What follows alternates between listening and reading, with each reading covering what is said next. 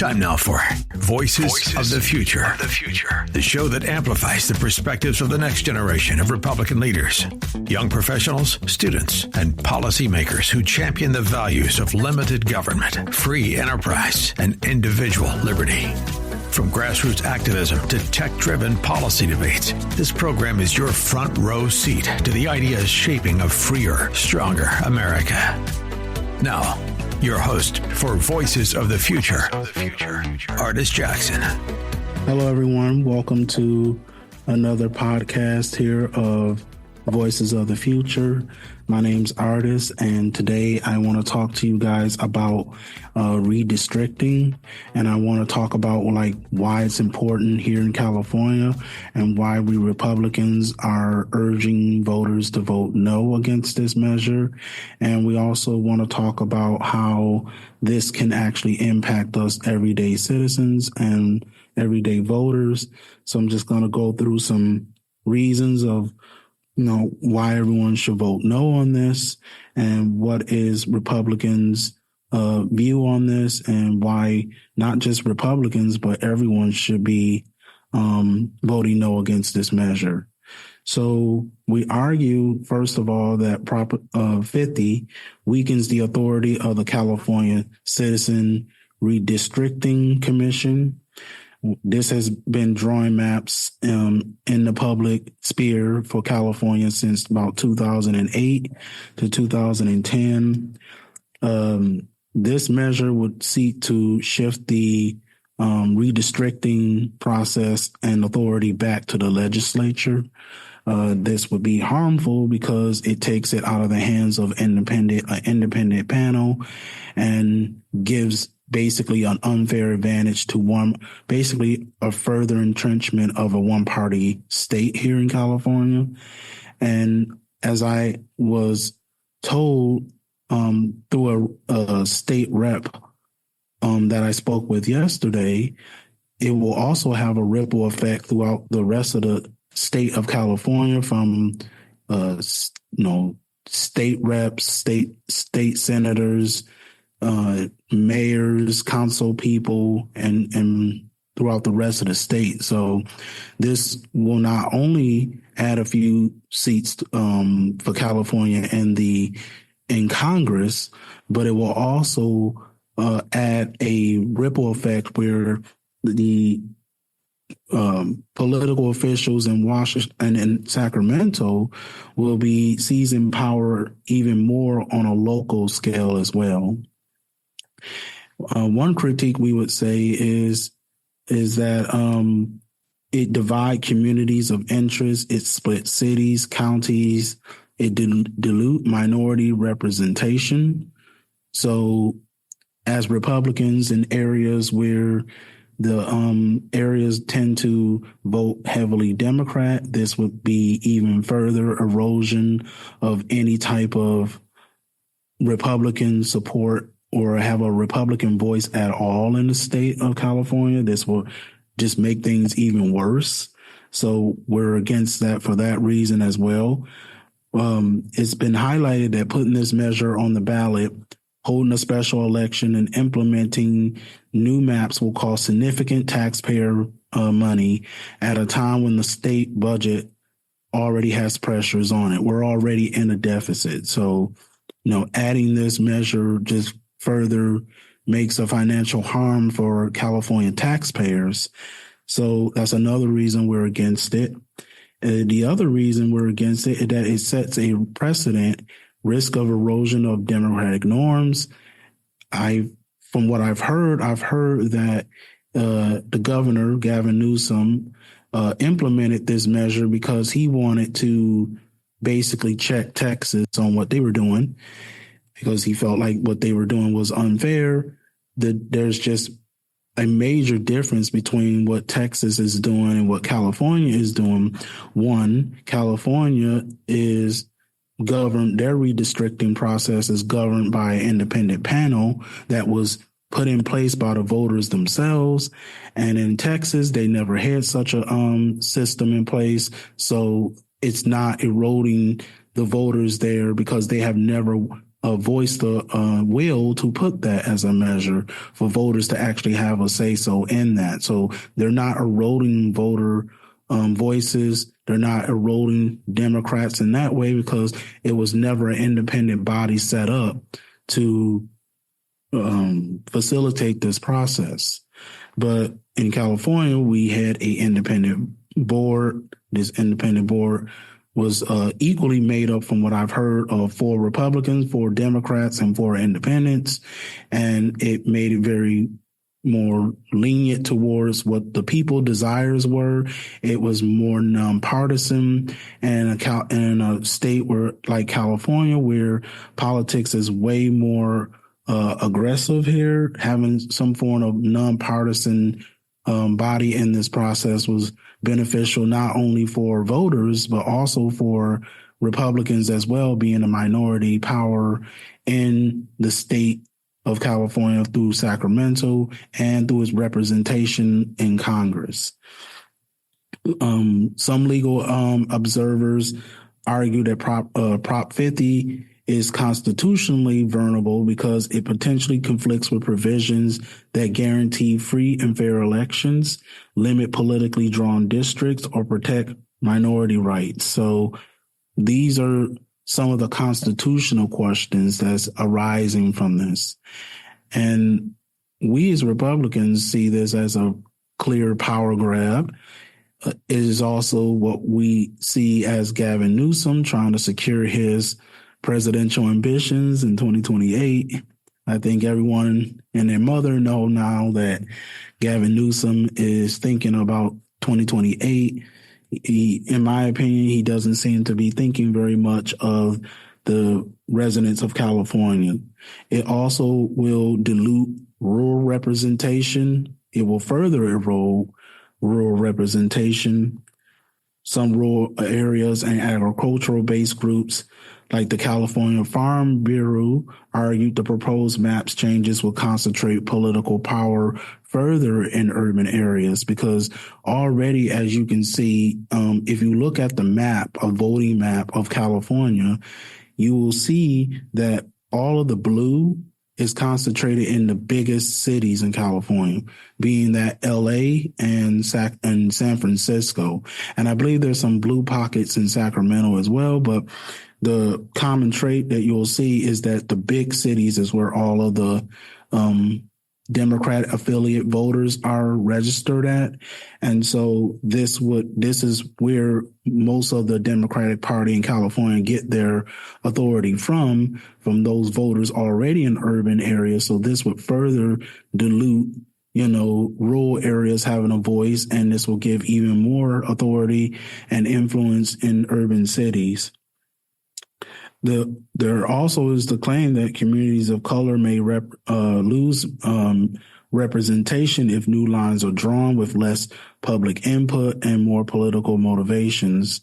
So we think this is a bad thing because it basically takes the authority from a democratic process that was already put in place, and it just puts it in the hands of people who already hold sway in California and representation in Congress. And so we feel, and during the Electoral College as well.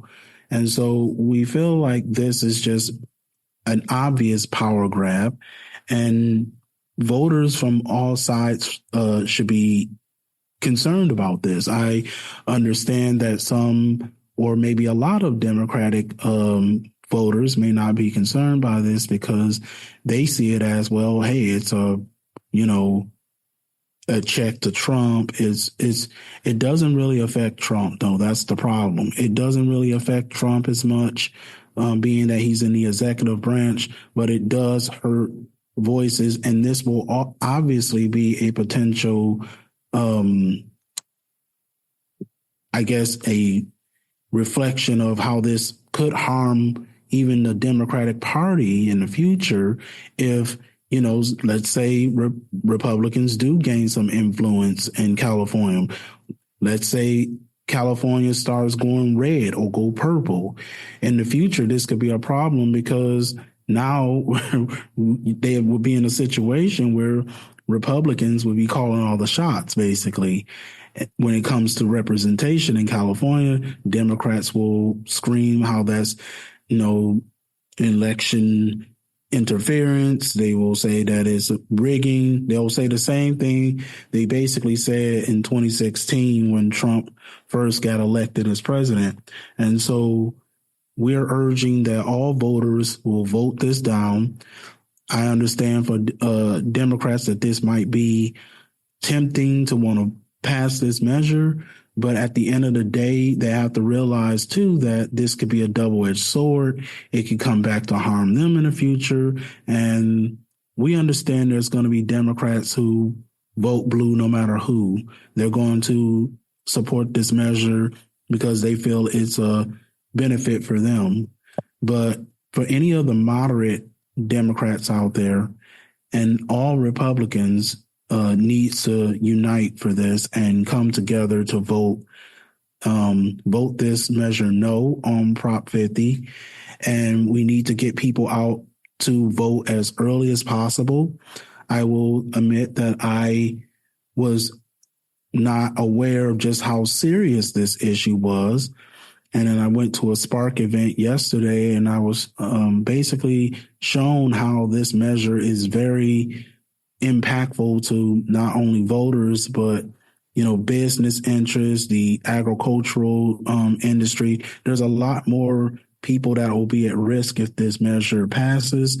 And the earlier we get the votes in, the better.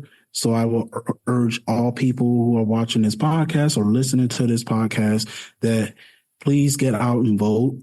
Vote as soon as possible. And also make sure you sign the voter ID measure as well. We obviously need more voter ID. We need election integrity here in the Silicon Valley, but also throughout the rest of the state of California in a era when we have Democrats in the state of California that wants to keep power as much as possible. We need to make sure that the voters keep say and how that the government is held accountable to the people. This is a measure that was put in place by the people, and it should stay under the influence of the people. The people should have a say-so in this, and representation in California should not be partisan. This was already a measure that was put in place. It was very nonpartisan, and to take a nonpartisan issue or a process and make it into a partisan, process just erodes further the democratic process that our Democrat friends voice so much and scream so much about, that they're protecting, that they're all about democracy. And this is just another situation where we see the hypocrisy of California Democrats who are eroding the voices of the people and a process that represents the people and seizing power into their own hands again. So again, we want to make sure that people understand that this is a measure that needs to be voted no against. As many people as we can get to vote no against this. We need to keep this voting redistricting process in California. We need to keep this redistricting process nonpartisan, and we need to have it where there can be some Republican input in as well, because let's face it, California is in a mess right now. And a large part of that is because it's a already supermajority ran state, and Republicans barely have any voice in this process. So I think that I'm making my point very clear that this is a very serious issue, and, get as many people as you can. I was told you can deliver your ballot straight to the voter or registrar, I believe it is. You can also send it in by mail. Me personally, I like delivering it in person because it's already been, we've already had situations where voting by mail isn't always the best secure way to do it. So just if you can, go to your local registrar office, turn your ballot in, make sure that you have everything on there correct, and let's make sure we get behind this measure and that we make sure we tell the California officials in Sacramento that we want to keep our redistricting process nonpartisan, and we don't need them taking more power from the voters and keeping it for themselves. So get behind this measure. The last date will be November 4th. So try to have your ballot in before then. They already allowing people to fill out these ballots. So, and if you're registered to vote, you should get the ballot in the mail. I believe it should come to everyone's address that they have on file. So make sure you check and make sure you have that ballot, and let's get out and support democracy. Let's show California Democrats what real democracy works like. I'm Ardis Jackson. I am honored to be speaking about this matter. This is very important to me. This affects all of us as a whole, and we need to make sure that we don't allow our voices to be completely diluted. And I will also caution for all of my Republican friends that, don't think that this is something that can affect you, because it can. This is something, that's what they would like us to do. Just keep our head buried in the sand, continue to act like, oh, this will never affect me. This is a politician issue.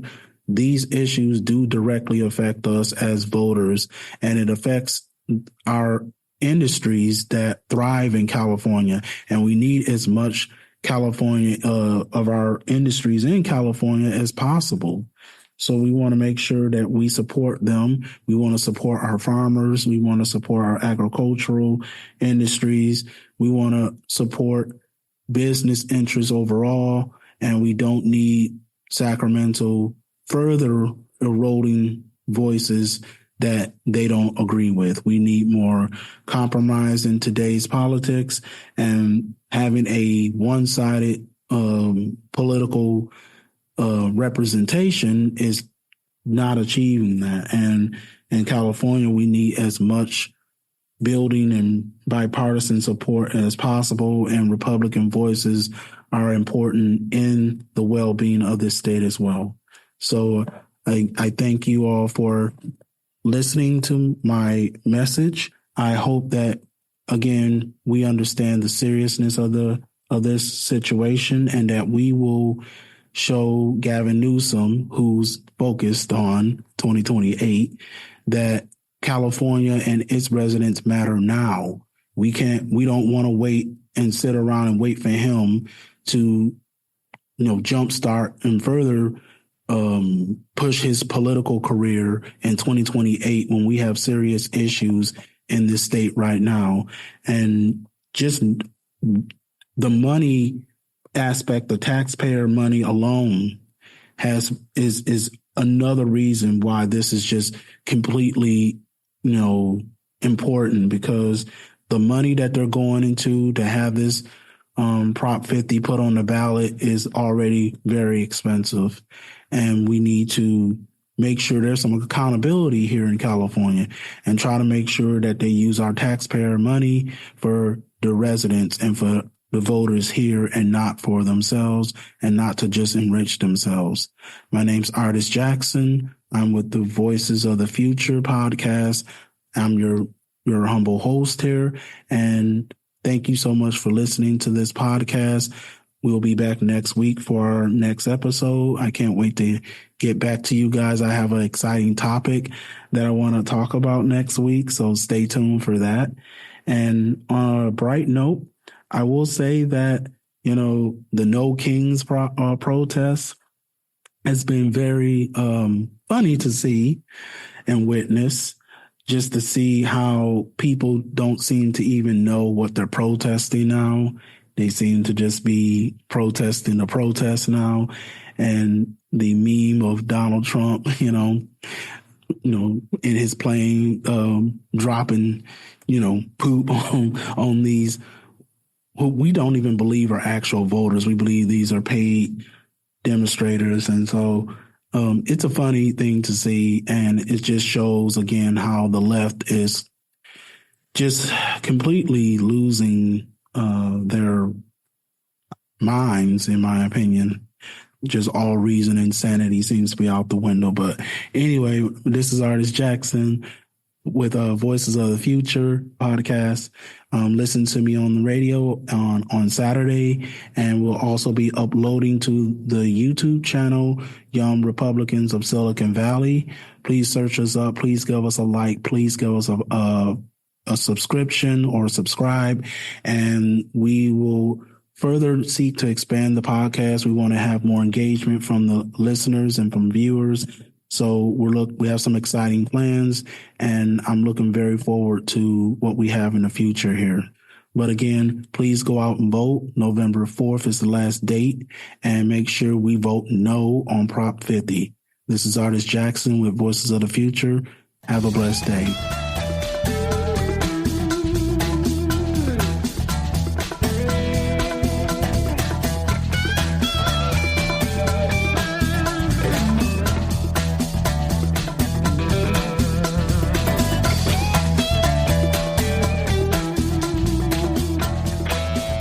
You've been listening to Voices of the Future with Ardis Jackson, a presentation of the Silicon Valley Young Republicans.